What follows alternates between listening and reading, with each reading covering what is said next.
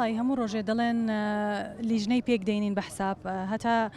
نەکا وەبەرهێنەرەکە دینارێک زیاتری قازانچکە هەر لیژنەی پێک دەینن بە حساب گەندەڵی ناهێڵن بەڵام گەندەڵی لەسەر حسابی میلەت کێشەی ئێمە وەبەرهێنەر حازرە بەس یەک تەوقعی بۆ بکەن دەست پێ دەکاتەوە بە ئیشەکانی بەڵام مشکلەکە لێرێ لە ئەنجومەنی وەزیران لە لای سەرۆکی حکوومەتە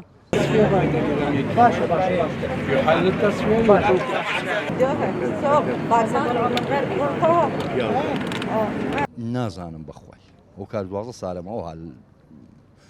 ماینەوە بەخوای دەرێن لە ئەنجومەنی وەزیران مایە وا دەرێن هەر ئەوەتەوە نەقدماندایە هەمومان نەقدماندایە نەکەرە من هەموو نەقد پارەکەندایە و 12 ساڵەوە هیچی لێ نەکرا هیچی لێشین نەبووە دەڵێن حکوومەتە نازانام دەرێن ئیمزایەک لێرە مایە ئیمزایەکە تەواو ناکرێت لای جەنابی سەرۆکی ئەنجومەنی وەزیران وا دەڵێن ئەمجا من بخۆم نازانم بەس وا دەڵێن بەس ئیمزایەشی ماوە تەواو بووی تەواو بس ما يطلعون بعد منه لا يطلع نازانین هۆکارچیە یەکەم جار مقاولی یەکەم ئیفلاسی پێ هات دوایەوە هەر بەهەنجەتی ئەوەی شەڕی داعشە و بەیاری ئابووری خراپە مقاولەی وت من پارەم نییە تەواوی بکەم ئیستا دراوەتە قسە ئەکرێ لەگەڵ مقاولی دووەم على ئەساس ئەو مقاولەی دووەمەش بەشێکی تەواو کردووە لە مەشروعەکە ئەچینە لایەن بابەبی گۆڕن ئەم مقاولەیەکێکی تر ئەڵێ نالەوە باشتر نییە بەس بە فعلیش یعنی ئاخر شت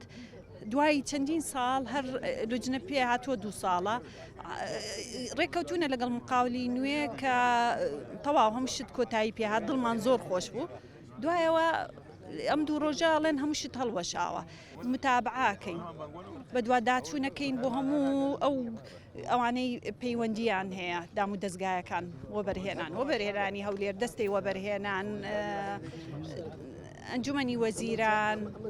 هەر ئەمان بە نەژوورەوە وەرە نوێنەرتان 4-5 ڕۆی نەژوورەوە نوێنەرێکە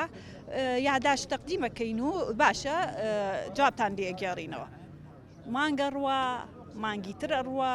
ساڵی بەسەردادێ